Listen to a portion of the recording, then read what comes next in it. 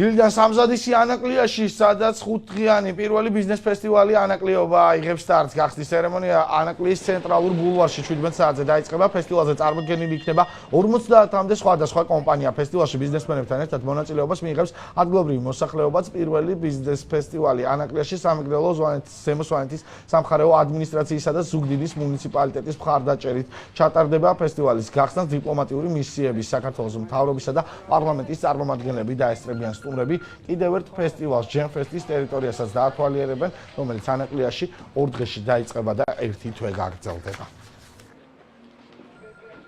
მიხარია რომ მოხვდი ამ პირველ ბიზნეს ფესტივალში. მე ვარ მცირე საწარმო, საოჯახო საწარმო გურიიდან, რომელიც ვამზადებ ჩირებს და ჩირთან დაკავშირებულ სხვა პროდუქტებს და მნიშვნელოვანია ქვეყნისთვის, რომ ქართულმა პროდუქციამ დაიბრუნოს მისი ხარისხი